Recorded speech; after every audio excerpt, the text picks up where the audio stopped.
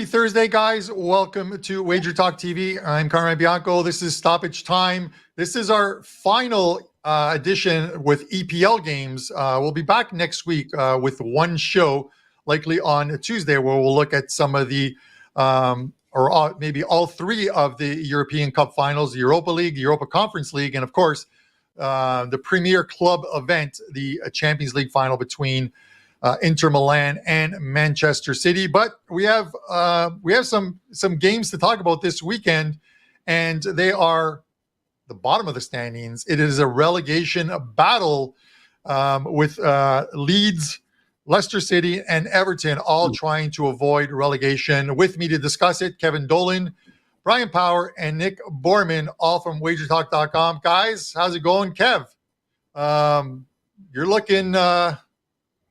looking, I'm going to say stoned, because you've got that nice wall behind you instead of those, instead of that, your boxing gear. New look to you, man. I'm loving it. And that hat, how are things? All good, Carmine. Although, I like I said, I was telling you just before the show, I miss having me Mike Tyson shorts behind me. Not just for reminiscent purposes, but because being Irish, half my wardrobe's green. So I came in to do the show. I turned on the computer, and of course I'm invisible, because I got the, and I'm like, oh. So I've had to, I'm going out clothes shopping to buy stuff that's not green, which is tough. But yeah, things go well right now. 4-0 sweep last night, 3-0 in Spain. I've always said it. If you have one time to bet during the year, in my opinion, I love the NBA playoffs. But I'm telling you, soccer end of season is a close second, because I love these must-win spots and just fade them. Just fade the must-win spots, money in the bank. And pretty happy with how things are going right now. Yeah, those must-win doesn't mean you're going to win. I was going to go to Nick next, but after you said that you really wanted Mike Tyson's shorts behind you, he was chomping at the bit to say something. So I'm going to go to Bryan Power instead. And Bryan, you had a good soccer day yesterday. How are things for you? Yeah, I did have a good soccer day yesterday. 3-0 sweep from some of the plays. You would have thought I was a client of Kevin Dolan's. I got a chuckle when I saw him tweet out his winners, because I think we had the same three. Villarreal minus the goal. I jumped on Real Madrid early before that line just got way steamed up. And then Brighton, obviously, we talked about that on the show Tuesday, plus half a goal. Also on Tuesday, mentioned Inter to win inside 90 at stoppage time. They did that. So, was seeing it well yesterday on the pitch. And then Major League Baseball, of course, continues to go well. We won that big 5% play on Tuesday. Rockies plus 114, now 14-4, our last 18 in Major League Baseball. Number one in Major League Baseball going back to last October. So doing good, Carm, and really excited to talk about these three relegation battles, or the relegation battle involving the three teams here today. Yeah, it's going to be a good one, and congrats on that winner, and just keep firing away, man. I know your clients are happy about it. Nick, I had to give you a bit of a break before you could chime in with that joke. How are things with you, and how is the MLS doing? Because you've been on a heater in MLS as well. Yeah, it's been a great soccer month overall. Number one, 35-17 so far this month in May. It's been quiet this week. I haven't dabbled in La Liga like these guys have. Today, I do actually have two plays in La Liga. So the first of the week this week. MLS last weekend, Carm, was really my first bad week of the year, but still number one overall. 61% on the season, and over 25 units gained, and going for that fifth straight winner. So it's been good. I can't have no complaints whatsoever. PGA Championship last week was awesome. Obviously, the new golf tournament starting just today, so that pack is up and available still for a couple more hours. So things are good, and just continue to focus. And of course, we got a little French Open next week, Carm. I know you do that along with me as well for some tennis fans out there. Yeah, I'm looking forward. I'll be on WagerTalk today at noon, discussing the do's and don'ts of betting the French Open. I think it's very important. More so than just talking about one or two matches throughout the tournament. There's things you should be doing, you shouldn't be doing in order to try and make some money. And I'll discuss that at top of the hour. And of course, or at noon and 11 o'clock, Andrew McInnes and I will talk about game 4 of the Western Conference Finals. But we've got football, European football to discuss. And this is quite the relegation battle that is going on. If we can put that stat up, we're going into the final weekend. All games are being played on Sunday, and you'll see it there. Everton holding they're safe at the moment, but they've got Leicester and Leeds right behind them, a couple points behind them as well too. This is going to go down to the wire, and each one of these teams has a difficult game within their own. You've got Leeds playing Tottenham, Leicester playing West Ham, and Everton at home to Bournemouth. And we're going to discuss all three, and we're going to kick it off with the first game, which is Leeds and Tottenham. This is going to be a great weekend. Pretty much everything comes down to these three games and what happens in these three games. The top four in the Champions League spots should all be confirmed by the end of today. I think Man United just need a point in their match on Thursday against Chelsea. They're at home to Old Trafford, and then they've got in case they don't get by this one, they've got an easy one on the weekend, also at home at Old Trafford. So those top four spots pretty much guaranteed. All the European spots should be guaranteed. So it's more about the relegation battle this weekend than anything else, and that's why we're going to focus on these games and these games of importance. So we'll look at the first one, Leeds and Tottenham. Leeds United plus 176 at home. The drop plus 279. Tottenham plus 137. Kev, I'm going to stir this up to you first. Spurs, a small favorite on the road at Leeds. And you talk about these must-wins. It's a must-win for Leeds. You have to figure a draw isn't good enough for them. They're going to need a win and then hope for some luck in that Bournemouth-Everton game. Give me your thoughts on this one. You know, it really doesn't look like Big Sam's going to get his 4 million check bonus, does it? Because Leeds look in a bad spot. But, saying all that, I did take Leeds. I already fired on them, plus a quarter goal here at home. I believe you can still find it around minus 125 right now as well. And look, I've already said at the start, I don't care about must-win scenarios. This play is based on how Tottenham have played on the road across 2023. They have been absolutely horrendous. They've generated just one win away from home going all the way back to January 15th.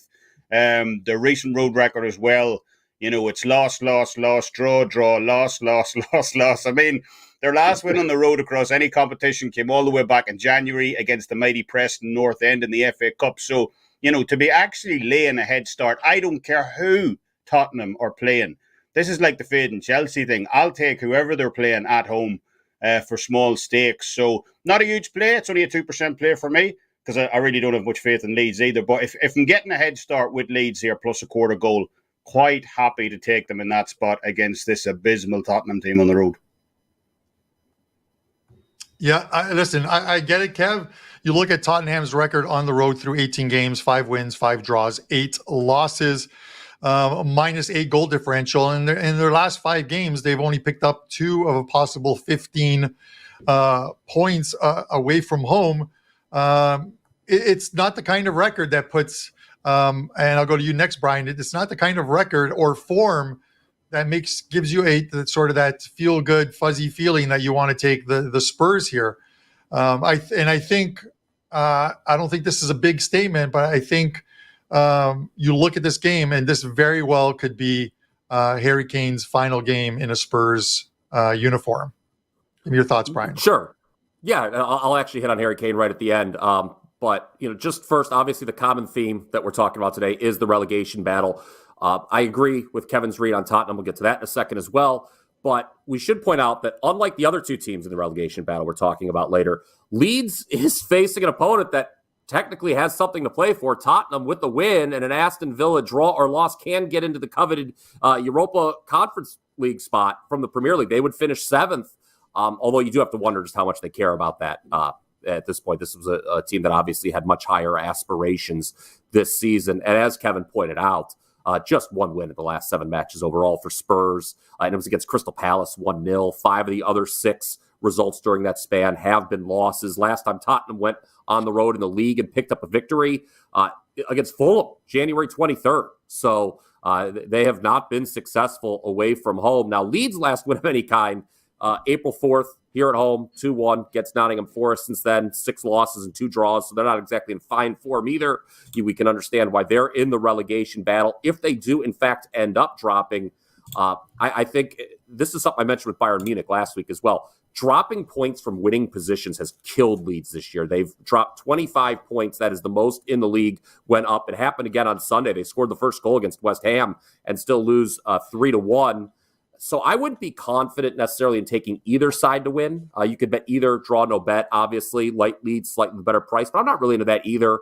The old reliable with Leeds has, of course, been the both teams to score yes prop. I know a lot of us have cashed that over the last couple months. It's hit in each of the last 12 Leeds matches, but it's unplayable at the current price. I think it was minus 210 last night. It's already up to minus 225 as we're talking right here on Thursday morning. So I'm going to go over 3 in this one, Carm. We know about Leeds' defensive record. Most goals conceded this year in the Premier League with 74. Goalkeeping's been an issue. But Tottenham, 6th worst with 62 goals allowed. So they're not exactly strong on the back end. Either the reverse back in November between these two sides, wouldn't you know, was a 4-3 final. And each of the last 5 fixtures between these two have seen at least 3 goals scored. Tottenham scored 4 each of the last 2 by themselves. You mentioned Harry Kane, Carm. 3rd best odds of any player in the league to score on Sunday, behind only Erling Haaland and Marcus Rashford. He's minus 120 anytime scorer if you're into him, potentially ending his Spurs career with a goal. But my official lean on this match is over 3 between Tottenham and Leeds. All right, Brian Power, Wager Talk. And Brian, that both teams to score has been cashing, like you said, and we discussed it on I think it was on Tuesday's show or even last week. But it is one where I think they both find the back of the net. And while you can't lay that price, you can take it just one step further to lower that price and take both teams to score and over 2.5 goals. And that's currently minus 135 that I'm seeing at a couple books right now. So it's not a bad price in a game where you figure at the very least it's going to be one of those 2-1 finals. Leeds, again, have everything to play for. They need a win. They can't sit back, hope for a draw, and hope that that both Leicester City and Everton lose their games. So they've got to go out for the win in this one. Nick, I'm going to give you the final word on this one. I will say this. Brian mentioned about Tottenham have something to play for, and yes, they do. But I'm going to take us back, Nick, to last season when we talked about towards the end of the year that the best thing that could happen to Arsenal was or maybe 2 years ago, the best thing that could happen to Arsenal is missing all European competitions and focusing on the Premier League. And that's exactly what happened to them 2 years ago. They weren't in any European competition. They focused strictly on the EPL. And it wasn't until late in the season where they choked away their lead and finished 5th behind Tottenham for that Champions League placing. And then they took the next step forward this season with another good season and finishing 2nd. So maybe it's a better thing that Tottenham don't make it into any cup final, or any cup competition, especially Europa Conference League, which is the smallest of the 3. Give me your thoughts. Those were my thoughts. I was literally going to say an alternative to Brian's over is to take both teams to score and over 2.5. So you took that from me. And then I was going to say Tottenham probably don't want to win this game because they don't want the distraction of the Europa Conference League next year.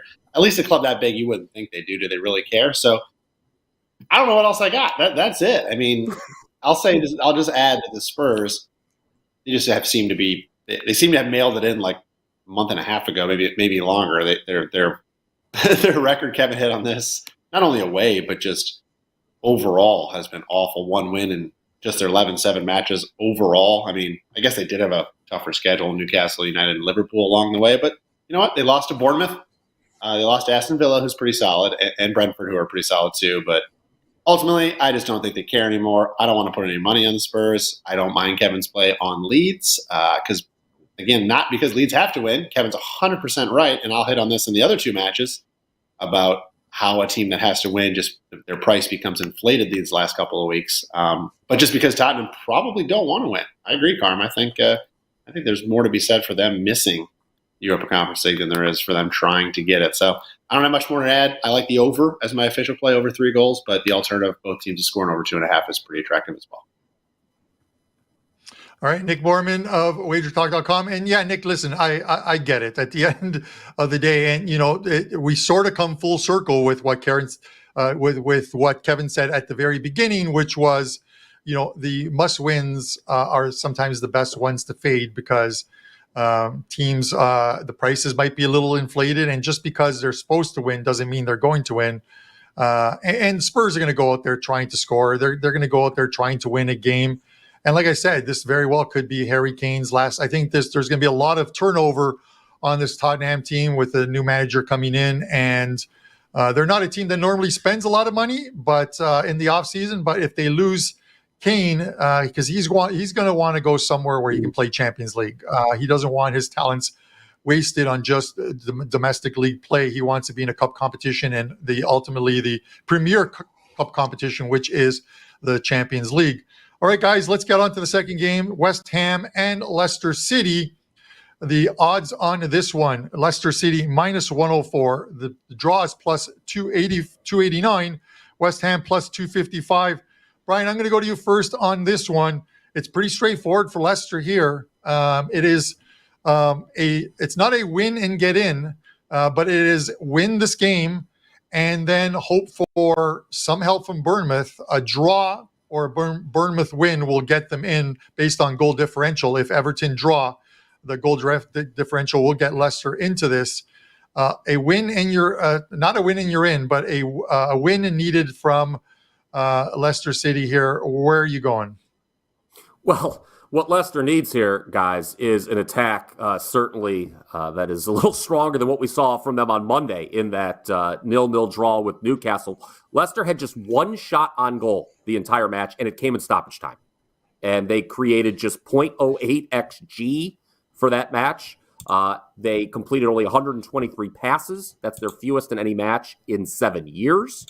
Needing a victory, as you pointed out, though, I think we're going to see more of attack here from Leicester. Something to remember, prior to the last two matches where they have not scored at all, Leicester had scored 5 consecutive matches, including multiple goals 3 times. I'm going to come back to that in a moment.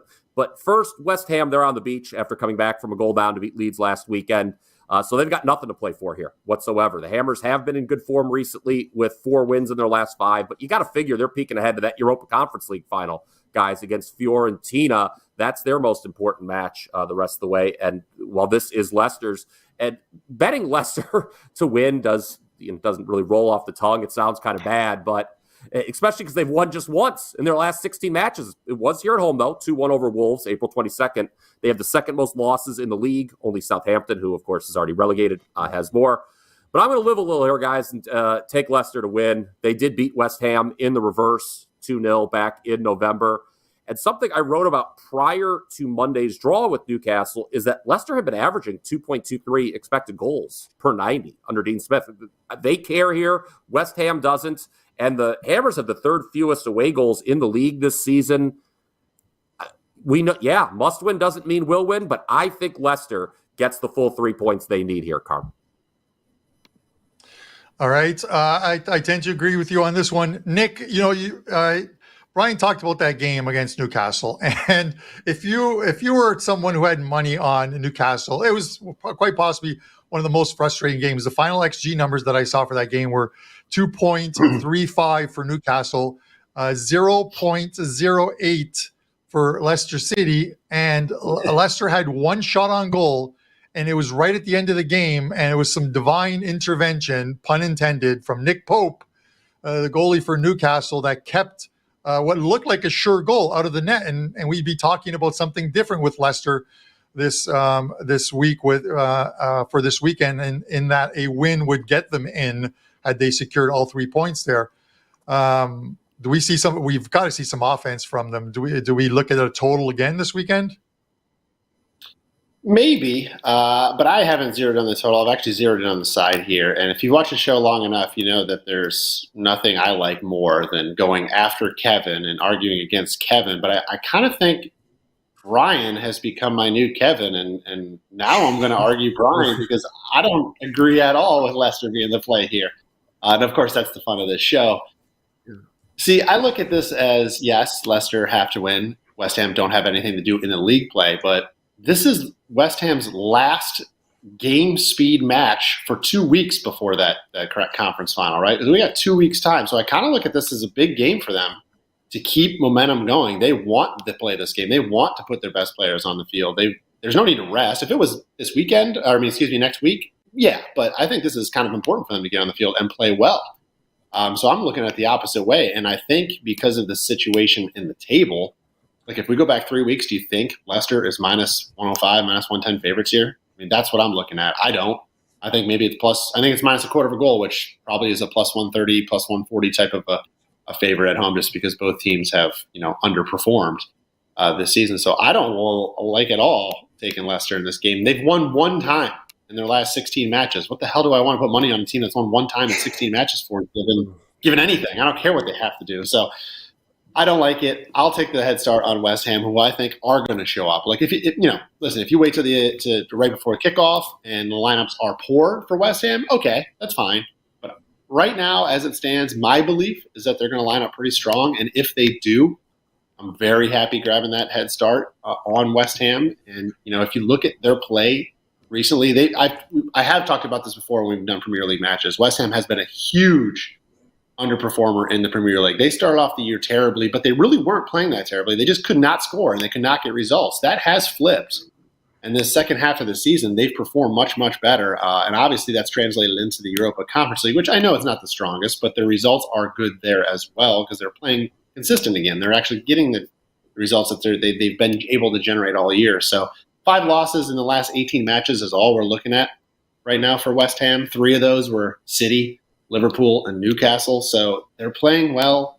They're in the final of that against Fiorentina. I think they use this as a huge prep game. I think they're going to play hard. I think they're going to come here, and I just don't like to lay anything on Leicester. So I'm going to take double chance, West Ham plus a half a goal here. This one's probably going to make my card.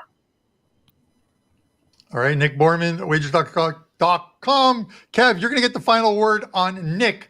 I will say this, and he talked about the strength of the lineup, and obviously we won't know unless news comes out with the Friday news conferences for some of these managers. But you would think people always talk about, and you hear it in the last couple of weeks of the NFL season with teams that have clinched, that are playing teams that need to get in, and people talk about the integrity of the game. David Moyes, if you're him, do you risk 90 minutes with your starters, a full 90 minutes with your starters, and risk a possible injury? They're locked in. They're done. They're in 14th place right now with 40 points. They're safe. Moving up or moving down is not going to hurt them, win or lose. So what do you think he does with his lineup? I definitely agree more with Nick. I don't think you want to go 2 weeks and come into a European final cold. I definitely think even if they don't play the full 90, they'll get 60 minutes here. So I don't expect like this to be a Man City job where it's a second string outfit. I do expect a lot of starters for the West Ham squad.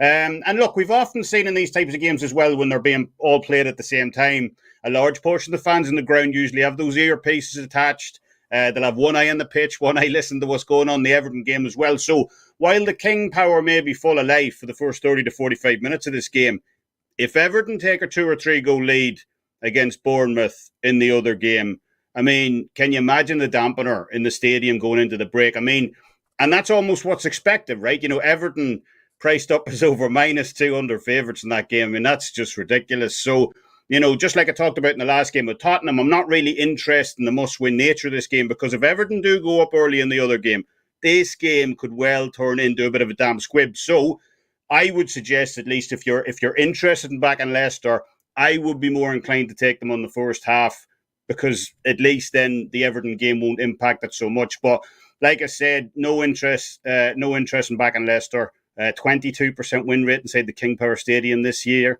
I believe. And like Nick, I do expect West Ham to field a semi-strong team, so at least they'll have some momentum going into that European final as well. So I got to go with the better team in this one. Double chances, Nick said. West Ham plus a half a goal, -115. I like that for Sunday as well. All right. We're 2 games in and 1 left, and this one has a line, which is a little bit surprising, but maybe not as much when you look at the relegation battle. And this is Everton and Bournemouth. The odds on this one, Everton minus 219, the draws plus 362, Bournemouth plus 579. It's fairly simple. This is the one game of the three where it's win and you're in for another season with Everton. We've never seen them at this price all season long that I can remember that they've been a minus 200 or more favorite. Nick, I'm going to go to you. I'm not sure I've seen them at minus 200 or more all season long. Didn't matter who they were playing. Even if it was Southampton, I don't think it was that type of a price. But give me your thoughts on this one. Hell no, you haven't seen him at this type of a price. This price is just absolutely criminal. I'm glad you came to me first in this, Carm, because I just want to talk about, in general, this kind of a change of a line. Like I got in an argument with somebody on Twitter this week about, it was a different match, but my point was, as you get to these last games and the argument was, oh, yeah, they have nothing to play for. They have nothing to play for, and this team must win. This team must win. That always just means one thing. That's how people think. The lines get overinflated. Minus 220 on Everton? Are you kidding me? No. Just no. I'm not doing it. I won't tell anybody in the world to do it. I don't care what the situation is. That leads to them to laying minus 1.25 on the Asian handicap. They've won one match this year by more than one goal, which was just whatever it was, 5-1 win 2 weeks ago or whatever that was. So do we really trust them? I mean, the numbers are on the screen. They are not good. Bournemouth is bad away. I get it. But over 2-1? No, I'm just not going to do it.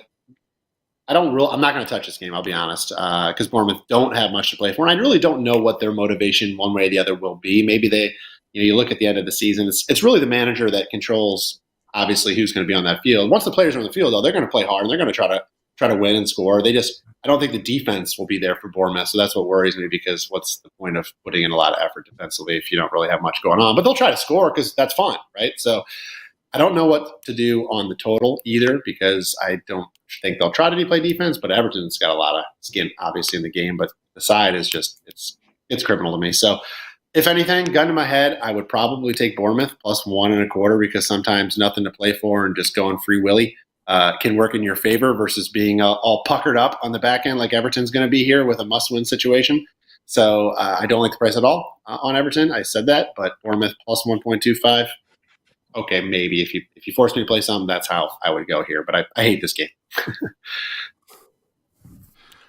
Yeah, I hate this game. It's a good way. It's almost like Pablos' sign off. I don't care who wins as long as it goes over or under. But listen, Kev, I get what Nick is saying. You look at it and,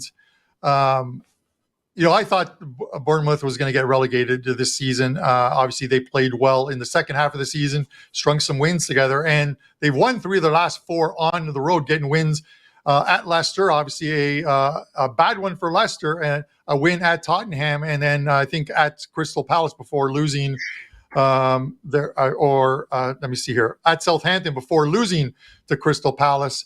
And they did give United a bit of a run for their money before losing 1-0 last time out.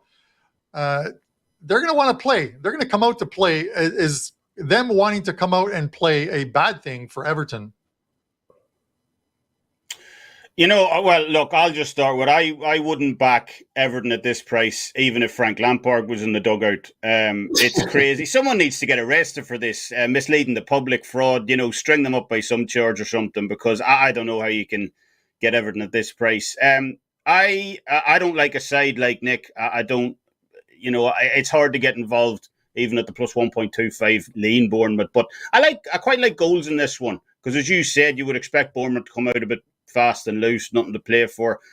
Both teams have been absolute sieves at the back this season. Both ranked bottom 2 in the league in defensive XGA. Bournemouth especially have been astoundingly bad away from home. They're allowing a massive 2.12 XGA per game on the road. So, while that's bad, I kind of changed my tune in the January transfer window. I thought Gary O'Neill's moves in January, when he came back in November, was it that his moves in January were really good. This is a team with by far the lowest market value in the entire league. Their player average is about 40% less than that of Everton as well. So it really does highlight that this Bournemouth side, they're not a Premier League level team. So the job he's done in keeping them afloat here has been phenomenal. He brought in Uadra, Semenyo, and so on. Bolstered that attack. They're generating offense now. Actually, since February 1st, Bournemouth have actually created more total XG than the likes of Chelsea and Leeds and so on. Chelsea, I suppose, is not saying much, outstripping them. But on the defensive end, it really hasn't improved. I think Gary O'Neill got to the thing where we need to score more goals in the opponent. You can't just sit back because Forest are very lucky to survive, for instance. And that's been their modus operandi, you'd say, for most of the season. So 22 goals allowed since March 1st at the back. Obviously not great. So yeah, I like the over in this one. For as much as I've been slating Bournemouth over that description, Everton's has barely been any better. They've allowed 10 goals across the last 3 home games. Third from bottom on the season in terms of defensive XG at home as well. So pretty simple handicap for me. Both teams really poor defensively. Bournemouth obviously playing with the handbrake off as well. Everton have one of the slowest back lines in all of football as well. It's honestly watching Tarkowski and Mina and so on kind of turn against fast wingers. It's like watching a HGV doing a 3-point turn, one of those big lorries. So I believe we see this one get at least 3 goals on Sunday. So yeah, over 2.75 minus 115, I believe right now. I like that play. Kev, I like it too. And before I go to Bryan, I'm literally going to look at some of the books out there that I have, and I expect that this is going to be one of those EPL weekends. Other than if you're putting aside the 3 games we're discussing, where we're going to see a lot of goals being scored. It's the last game of the season. We've seen it during certain seasons, kind of like Boxing Day, where you see a lot of goals being scored.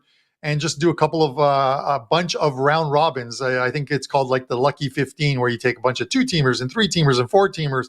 And while parlays aren't the best thing for your bankroll, one day a year, and maybe this is the one, the last week of the Premier League season is one where you want to take one, as some teams and some players are stat padding. With that said, Kevin Power, it is going to be I think an anxious first 15 minutes for this Everton team on Sunday, because they don't want to fall behind in this one.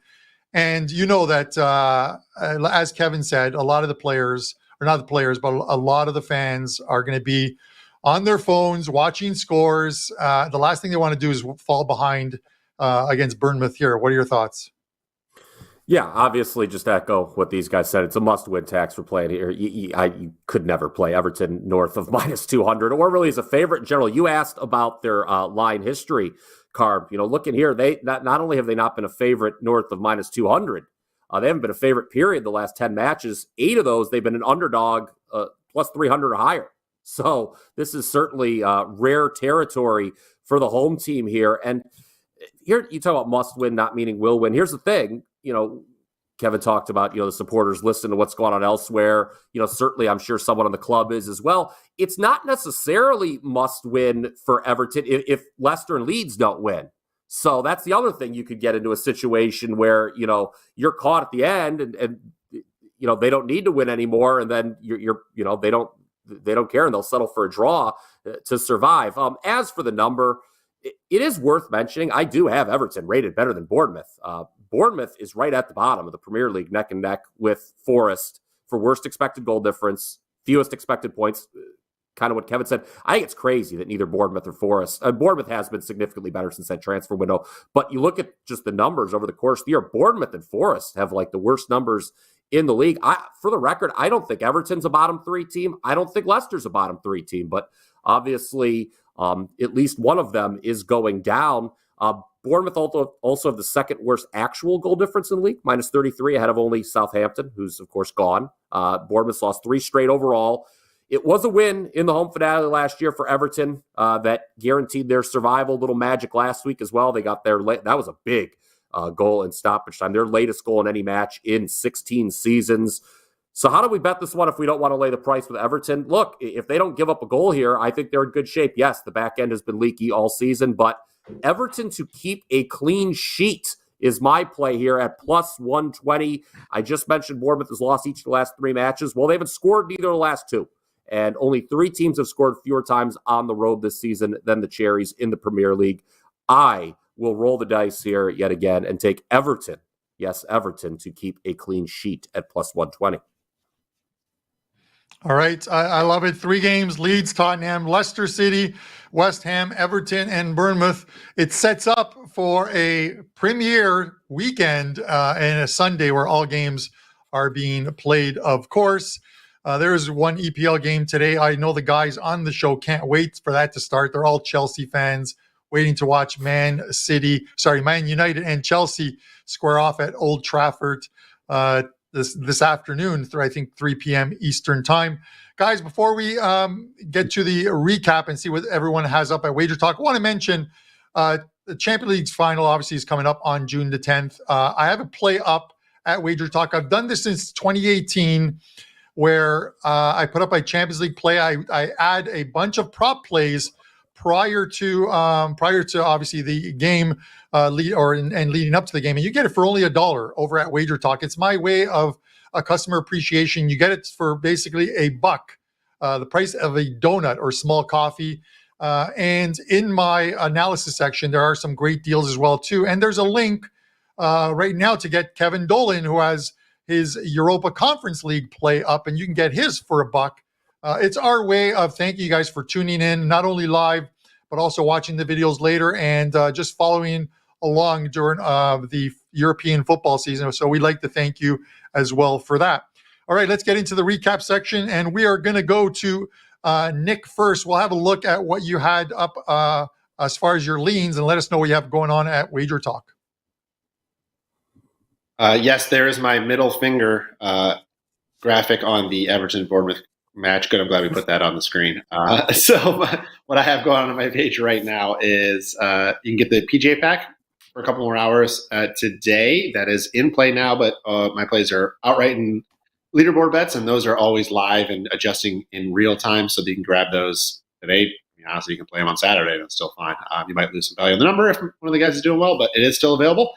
And then I have a best bet 2-pack going in La Liga today, Thursday. It's been a great soccer month so far, 67% winners. So hopefully we'll continue that into the day. And then later today will be my weekend cards for MLS, and the final week of the Bundesliga, and all of that will be added on later today and available. So that's what I got right now.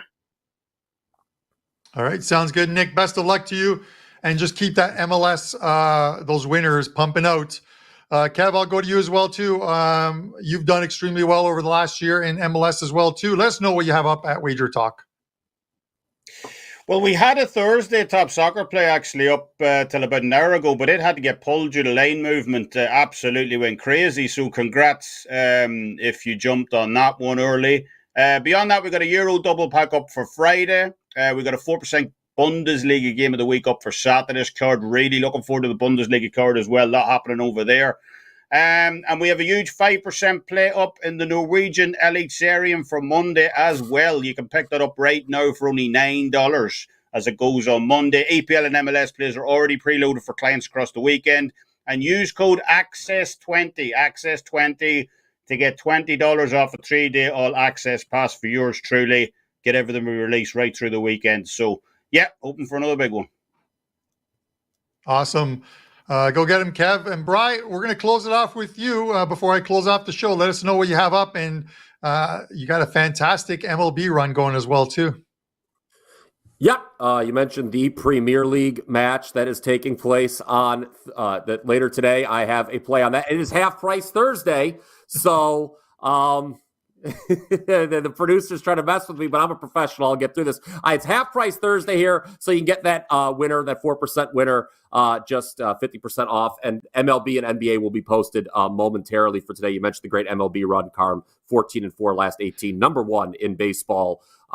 Going back to last October, up 73.3 units. I think I've got my best bets circled for the Bundesliga and Premier League. Those should be up this afternoon as well. And that should about do it, I think, for today. All right. And thank you to our fearless leader, Joe Ranieri, who is celebrating the Florida Panthers making it to the Stanley Cup. I think he was raining rats on the ice as well too. He's trying to mute me, man. But anyways, guys, listen, we appreciate you guys tuning in each and every week into Stoppage Time. It is a fantastic. It's fantastic hanging out with these guys, sharing some soccer knowledge. I really appreciate them coming on, and obviously Pavlos Lagaretas as well too. Don't forget, guys, it is Thursday, so it is Throwback Thursdays where you can get 50% off any package. Try WT. Oh, sorry, the coupon if you're new to WagerTalk is Try WT, and you can get a single package or a 3-day all access for 50% off. But it's also Throwback Thursdays where every package is priced at 50% off. So save that Try WT until Friday. Get everything today across the site for 50% off, and hopefully have yourselves a great weekend. We're going to be back on Tuesday with the European Cup show. It'll probably be our final show of the season. For myself, Kevin Dolan, Brian Power, and Nick Borman, I'm Carmine Bianco. Thanks for tuning in to Stoppage Time, guys, and have a great weekend.